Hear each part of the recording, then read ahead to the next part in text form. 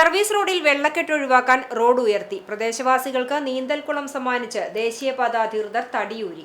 മുതലാകുന്ന് ചക്കോലയിൽ road, AKG road, Allameen road എന്നിവിടങ്ങളിലുള്ളവരാണ് ദേശീയപാത അധികൃതരുടെ അശാസ്ത്രീയ നിർമ്മാണത്തിന്റെ ഭാഗമായി ദുരിതത്തിലായിരിക്കുന്നത്.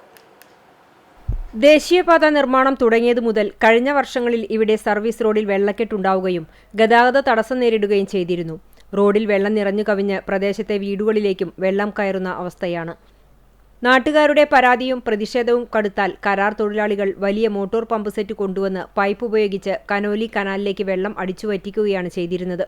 കളക്ടർ അടക്കമുള്ള ആളുകൾ സ്ഥലം സന്ദർശിച്ച് പരിഹാരം കാണാം എന്ന് അറിയിക്കുകയും തുടർ പ്രവർത്തനങ്ങൾക്കായി ഒരുക്കങ്ങൾ ആരംഭിക്കുകയും ചെയ്തിരുന്നുവെങ്കിലും പിന്നീട് അതെല്ലാം ഉപേക്ഷിക്കുകയാണുണ്ടായത്.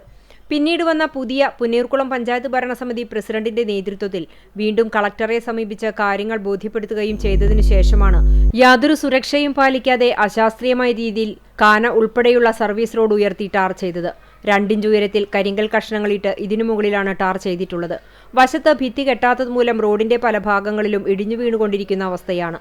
മറ്റു വാഹനങ്ങൾക്ക് സൈഡ് കൊടുക്കുമ്പോൾ റോഡിടിഞ്ഞ് അപകടം തുടർക്കഥയായപ്പോൾ കരാറുകാർ കോൺക്രീറ്റ് വാൾ കൊണ്ടുവന്ന് റോഡിന് മുകളിൽ വെച്ചിരിക്കുകയാണ്. ഇതിനാൽ റോഡ് വീതി കുറഞ്ഞതുമൂലം ഇവിടെ ഗതാഗത തടസ്സവും ഉണ്ടാകാറുണ്ട്.